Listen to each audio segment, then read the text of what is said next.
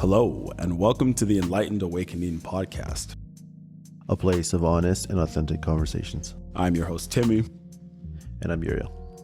And today we're back at it once again with this series that we've been working on in terms of books that shift paradigms. And the book that we're going to be chatting about today is one of my personal favorites that made a very significant difference in my life when I was looking to streamline the way it was that I was approaching my personal growth and development.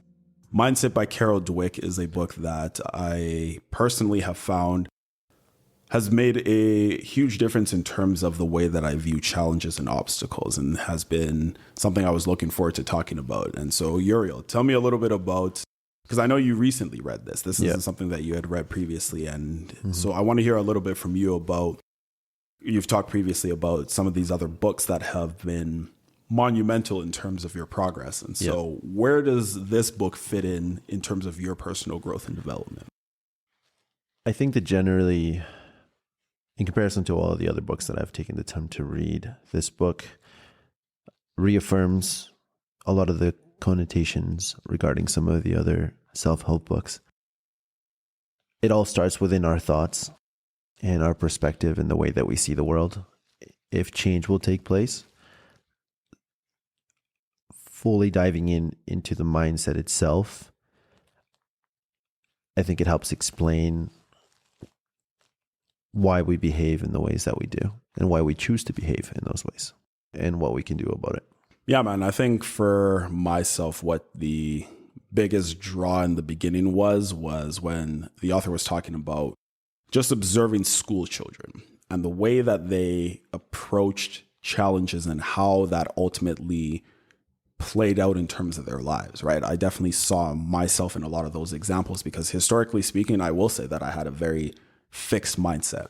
For the longest time, I always thought that there were certain things that I was just destined to be bad at and certain things that were going to be talents of mine that I was going to be able to rely on long term to achieve what I wanted to achieve. But as I was going through this book and saw that actually, in a lot of areas, I do have a fixed mindset, and realizing that while we may be growth minded in one area, there are probably some other areas that we are still stuck in that fixed mindset. That was enlightening to me because I had thought about it as more as a black and white thing. Either you're a growth minded individual or a fixed minded individual. But I've learned now that, and even seen when I've tried to apply this in my own life, that there really is a continuum when it comes to that. Yeah, I also think it's probably important to acknowledge the fact that you can't always be in a growth mindset, nor that you'll always be in a fixed mindset.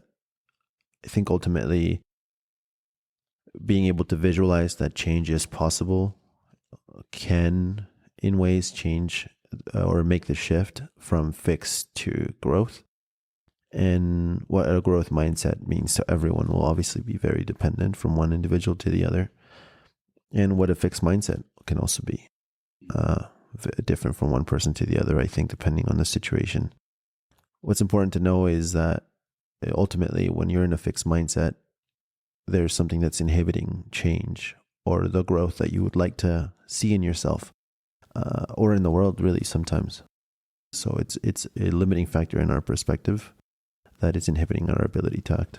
Yeah, I think that piece about it being a limiting factor is probably one of the most important learnings from this book for myself anyways, is that when we view ourselves, or let me say, when I've viewed myself in a specific way, or I've said, this is what I'm good at, or this is what I'm bad at, all that does is it puts you in a box, right? And it strips you of your agency. We've talked previously about the ability to change your situation and why understanding that that is possible is critical. And I think that this was a big piece in that puzzle for me personally, because we'll use this example of like art.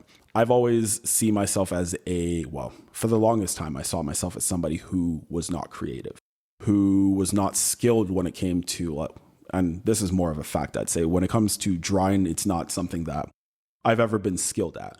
But what I had internalized is that I am not a creative person. This is not reflective of reality. It may be accurate to say I am not a skilled drawer, but creativity is such a wide, there's so much that goes into that, right? It's not one thing or the other. And while I was telling myself, yeah, maybe I'm not good at painting or at drawing, what I had internalized is that I was not a creative person. And so anytime that I needed to engage in creative pursuits, there was this limit that I had inherently placed on myself. And for many years, that was something that impeded me from taking advantage of opportunities that were presented to me due to that internal construct that had been ruling. Yeah, no, for sure. And I think there's a lot of avoidance and fear, and the fear of results. And, fear is obviously mostly driven by failure or maybe even ridicule or shame. So it's really important to sort of understand and navigate those emotions and feelings that continue to limit your ability to act. And I've obviously seen that in my life and in everything that I've done, and how, as you've clearly put it, our belief that we're incapable of doing something is always going to be the driving force. But that belief comes out of an emotional response that we fear to be seen as inadequate or incapable. But I think that fear came out of an experience, or maybe even in your example about art, and I've had examples in my life of maybe doing poorly on a test or getting a bad grade, or maybe not performing in a sport of your choosing in the ways that you think you could or you were made to believe you could. And so that then changes your core beliefs and what you truly believe is possible versus not possible for you in your capacity. Ultimately, I think it's important to know that we have limitations as people, and that there are others around us that do hold certain capacities and abilities above us. What I do believe is that we don't actually, as people, and I've seen this in myself all the time, is we're barely grasping our actual potential and what we're capable of doing. We lack discipline, we lack motivation, we lack drive, we lack passion. And that often is the thing that's limiting us, because we, and I've seen it in myself again, tend to act when we're motivated or we have the energy to do so, when we have the desire. And then when that dwindles, everything kind of goes. And your belief in your ability to make change goes along with it. There's something that you mentioned that made me think of one of the biggest learnings from this book, for me anyways, which is this idea that a growth mindset helps you to actually build genuine self-confidence instead of feeding your ego. Because when I personally have used what I'm able to do or not do as a metric for my self-worth or my self-image, when that has been the primary driving factor behind how I see myself, I've seen that has so many downfalls associated with it, because the moment that things don't go your way or they don't go the way that you envisioned, not only is your self-esteem and your self-confidence going to take a hit, but your ability to try again in the future is also going to be impeded. Yeah. Because people have a tendency to shy away from things that strip them of the favorable view that they have of themselves, or anything that is going to negatively impact their self-esteem. People naturally are going to move away from that. And perceived failure, or the perception that one has of failure, and I've seen this in my own life, that is one of those biggest driving factors. Like when you fail, quote unquote, what is the approach? I think for myself, for the longest time, there was either some external factor or some reason or something that impeded my ability to achieve that goal. But one of the things that this book has really helped me understand is that the biggest thing that we can do that is going to move us closer to success in an iterative way, meaning the next time that we go to re-enter and try something similar or try that same thing that we failed at previously, the biggest determining factor into whether or not we're going to have a different outcome is the viewpoints and the mindset that we have as we go into that. Mm-hmm. And I think that's where the growth mindset for myself has been extremely helpful, because as you said, everybody is going to have a different definition of fixed and growth mindset. The way that it's worked out in my life that has been that has produced, I would say, results that are relatively significant is that I no longer view failure as something that needs to be avoided, but rather something that needs to be analyzed and assessed. Yeah, not an easy thing to do, but yeah. No, right? Exactly. Because that first thing that the very first instinct is, oh, like there's something wrong with me, or I did something wrong that led to this unfavorable outcome. Yeah. But that's not usually reflective of reality. Yeah, it's like a preconceived idea that we build based on our own conscious beliefs. Mm-hmm. What I think is really interesting that I took from the book is all of the successful companies and big corporations and people that we potentially idolize, they always tend to kind of push the envelope, and they're always trying to see how far can I get this. And I think that's what like really a growth mindset really encompasses, this whole idea of growth. And why I think the belief that the potential of a person is unknown, because I've even seen it in myself. I know how much I can endure, and if I push myself past that point, then I'm like, okay, wait, I just reached another level that I'm capable of attaining. And then after that, it's almost like moving the goalpost. That can be a bad thing in some ways, but it also can be a good thing in how you deal with it and how you go about doing it. And if it is your motivation to continue to grow, then you will achieve that. And that's how all of these huge corporations became as big as they are. And there's going to be a point where, there's going to be a limit to that. And that growth will eventually, I think, reach sort of like a plateau. But there's other areas in life. If you think about like outer space, and we think how big space is, we don't know so much. And having that level of curiosity to understand, hey, how much I can achieve, how much can I push my body? How much can I push myself? It's going to inevitably lead you to more growth, whether it is, not that I think it's healthy, but working long, long hours. You're obviously going to make a lot more money than those that are only working 8 hours a day. But what is your goal with that growth? Why are you working all of these long hours? Maybe you want to retire early. That's kind of the growth mindset. I can retire early. The only way I can do that is by doing this, and then using that to make investments. Like, you're always thinking about how much can I push? So this week I'm going to make this amount of money, and I'm going to use that money to invest into this, and I'm hoping that money makes me this much money. So you're always thinking about that growth and how you're going to change that. It's not easy. It's exhausting to have a growth mindset.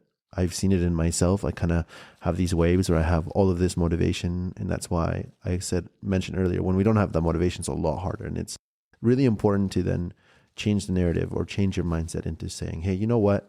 These are the days where I have to put in that work.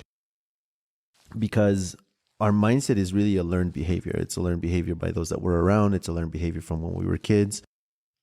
Even if we think about things about how we spend money, how we have relationships, our mindsets around how relationships should be, our perspectives on the way the world should be.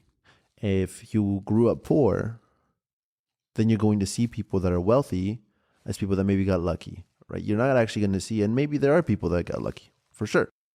But those people that got lucky and win the lottery or anything like that, they end up blowing through their money very quickly, right? Because they use it from a scarcity mindset, as opposed to a mindset, as opposed to a mindset of growth. They've always had that mindset of like, money is tight. You'll have to spend it when you have it, and you kind of live paycheck by paycheck.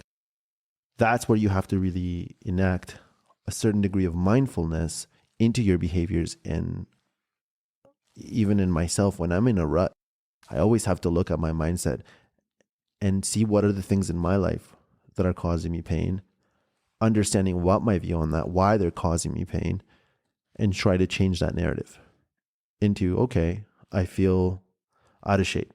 Well, growth mindset would be, I'm currently out of shape. This is what I'm going to do to change that so that I can feel like I'm in better shape. My body's responding. It's challenging though. I mean, it always presses the question, what level of growth is healthy for you? Yeah. Yeah. Because you can get caught up in this, and it can be, I think personally, I've seen it even in my life where I'm like pushing, and that can become toxic too. Yeah.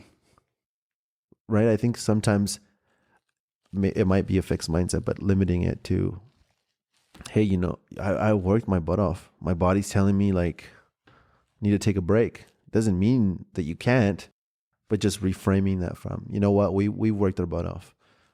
I've earned, right? Seeing it as like you earn that time off, which I think that's still, in my opinion, a growth mindset. Some people might see that as a fixed mindset, which is cool that we acknowledge the fact that that can change from one person to the other. That's the beauty of it, right? And I've said it before and I'll say it again. That's the beauty of creating spaces like this, right? To have these sorts of conversations, because then you're able to gain knowledge from the different perceptions, right?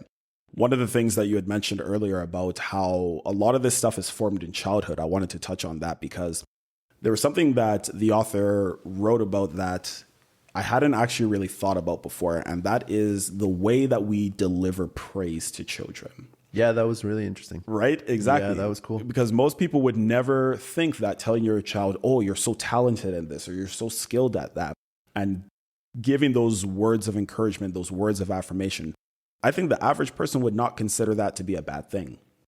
Right? But what Carol Dweck makes very clear is that the nature of the praise that we give is going to have a very strong determining factor on the way that this child views themselves, their capabilities, and their ability to achieve in the future.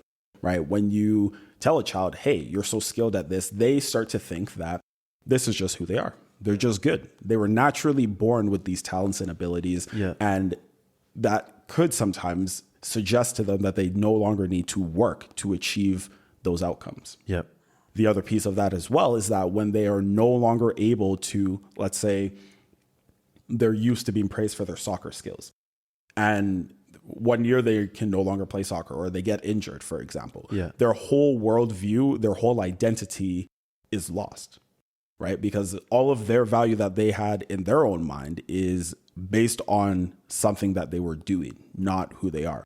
And so one thing that I am really looking forward to applying when it comes to children, when we eventually do have children, is talking more so about the effort that they have put in that has led to that result. Yeah. Instead of saying, oh, you're so talented, or you're so good at drawing, or you're so good at soccer, you can say, I can see the result of your hard work. I can see the result of the training that you've been doing 2 to 3 times a week, and I can see how that is producing results. And I just wanted to acknowledge that I see that.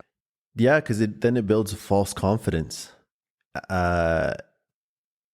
It's interesting because even when you think about that same example, somebody that is naturally gifted, it doesn't always happen. And there's a lot of people that are naturally gifted at things that then have the work ethic to match that, or the growth mindset, if you will. But sometimes what ends up happening is people that are naturally gifted at something tend to actually, well, I shouldn't say tend, so I'm speaking in assumptions. But I think that there likely is a greater likelihood that somebody that's talented at something to have a poorer growth mindset or more fixed mindset due to that praise when they were kids, as opposed to somebody who really desires something and desires to be better because they know where they started, they've seen the growth, and they know they can continue to push. And at some point they might hit a plateau, or they might continue to grow. But growth isn't, how we see it, just like one straight line up, right? There's always ups and downs. There's no, as you said, it's not linear. So I find that really quite interesting. And I think that I benefited in my life from the way that my parents raised me, of approaching life that way. That you did well, but you can do better. And there's nothing wrong with that, but I think it almost appears as that we're shying away from that because I think we've forgotten that we can actually affect people by giving them participation medals and things that provide them with a certain degree of gratification, when the gratification should actually come, as you've said, from the acknowledgement of their progress, which actually the book kind of covers and talks about that. Shifting the mindset to a progress mindset, how far you've come from the start and seeing that progress, as opposed to like result driven, Although results can play a role in that and should play a role in that because that's how you evaluate your progress and perhaps your approach. But it's always important to say, hey, there's a little bit more. I can squeeze a little bit more out of me. And what you need to do to make that happen, well, that's a completely different conversation. Yeah, exactly. Individualistic, right? Yeah, for sure. But I think that you've summed it up really well in terms of why it is so critical to frame things in the correct way, right? I have been really trying to work on this, particularly since we've started having these conversations. I've really tried to let go of the idea of labeling things or jumping to label things, right? It's hard. As it is tricky, right? It's very tricky to do, right? I had mentioned this briefly earlier, but I think that when people hear you talking about the fact that experience is the best teacher, I think the piece that's often missing from that is that we actually need to analyze our experiences or evaluate them, right? Evaluated experience is actually what is the best teacher, because a whole lot of people have experiences, but they don't learn from them. And therefore, they're not getting any better, right? And I think that this piece about the downfalls of the fixed mindset and how it limits your ability to learn from your experiences is one of the biggest drawbacks that I've seen. I mean, it's all going to come down to mindfulness at the end of the day. You can't change your mindset. You can't change anything unless you start kind of paying attention to what's going on. Awareness. Yeah, awareness is important. And I certainly, when I struggle, I'm not being aware. I'm not being mindful of everything that's going on. I'm not paying attention to what I'm thinking. I'm not paying attention to what I'm doing. I'm just kind of going about my day. And I think it's tricky to maintain a state of mindfulness at all times because life is monotonous. And so you kind of get caught up in that monotony, and we have routines sometimes, but we don't do, like you said, we don't evaluate our experiences. I certainly noticed that in my life a lot. And we need to start with that. Mindfulness, awareness. What am I doing? What am I not doing? How can I change that? What can I do? And take it from there. Yeah. What strategies have you found in your life to be useful to raise that awareness? I have a feeling that I may know the answer, but I'm not going to make an assumption. Honestly, disconnecting from technology, I think has been the most important thing in maintaining mindfulness and being by myself, spending actual alone time. And that doesn't mean being in my room watching a movie or keeping myself distracted. No, actually sitting with my thoughts is by far the most challenging thing, but also the most rewarding thing. Yeah. Because I actually get to be like, whoa, what the hell? I'm thinking that? Really? Or then I start noticing like, oh, you know what? Like my body feels kind of sore. This is hurting, yada, yada. Otherwise, I just get caught up with all the distractions, all the stimuli that's just getting me to pull one way or pull the other. I really wish, and technology's been great, but that our phones weren't as efficiently able to solve so many of our problems, because we forgot what it's like to actually seek out things and put in the work. Getting an answer from a textbook, now you can just Google a calculator for algebra or whatever. You put in the numbers the way you're supposed to, and we've grown to have a mindset to take the path of least resistance. We were having a conversation about that earlier, and changing that narrative is hard, man. Comfort is it feels good. I mean, I think that it's hard sometimes to get up and do that hard work. And I think putting the expectation to always be doing hard work, if you're not used to doing that hard work, is probably not sustainable.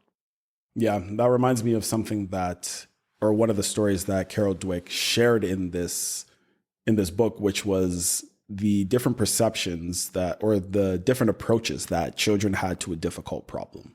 I thought that it was so interesting that one kid threw his hands up in frustration, right? And whereas the other kid who was completing the same puzzle when he realized it was going to be more difficult than he expected, he was like, I was hoping for a challenge, and like licked his lips and rubbed his hands together. I'm like, yeah, I can visualize that clearly, right? And if you extrapolate it out and you think people who respond like the second kiddo, where do they end up 15, 20 years from now? Yeah, it'll definitely be different if you have that type of mindset. Right. They're often the ones who we will then go on to maybe record podcast episodes about the books that they wrote, right? Or that those, I believe anyways, those are the people that tend to make some sort of impact, right? Because they have, by and large, it's a generalization. But I think by and large, people who are able to objectively look at challenges as opportunities to stretch, to become more of who they need to be able to achieve what it is they want to achieve.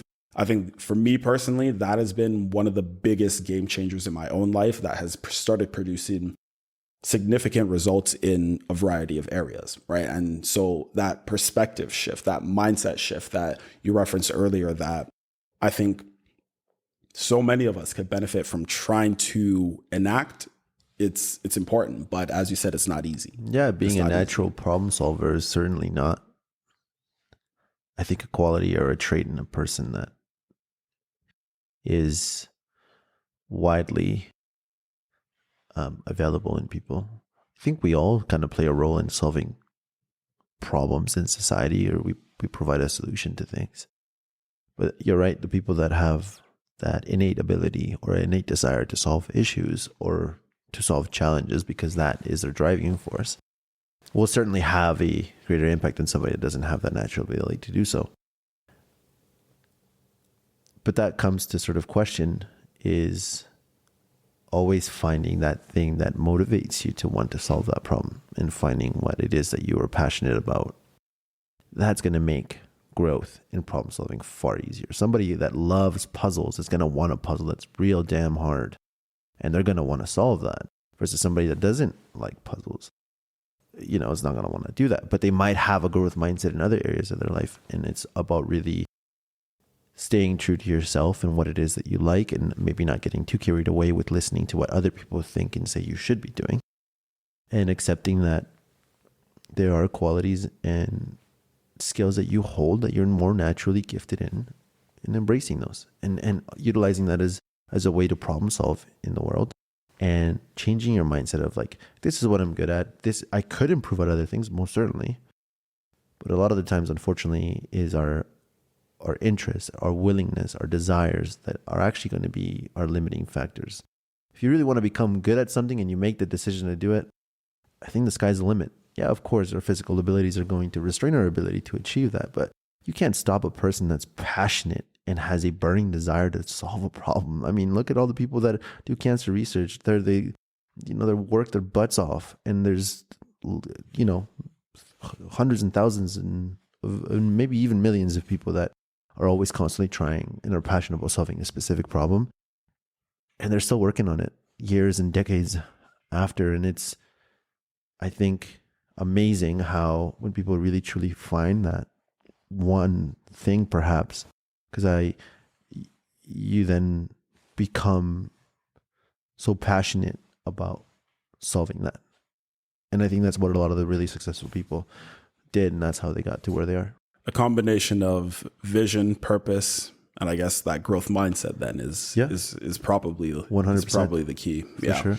Yeah, and I think that probably is where people who maybe have some difficulty in terms of incorporating that growth mindset, that probably is the most common thing that one lacks, right? Because when you start improving simply for the sake of getting better, then I think there's something that gets unlocked within you, right? It becomes more like a game. For myself, I love role-playing games. How far can you take it? Exactly, right? I love role-playing games and played a lot of them when I was a kid. And because of life and responsibilities, I haven't been able to indulge that same way. But one of the things I loved about role-playing games was improving your stats.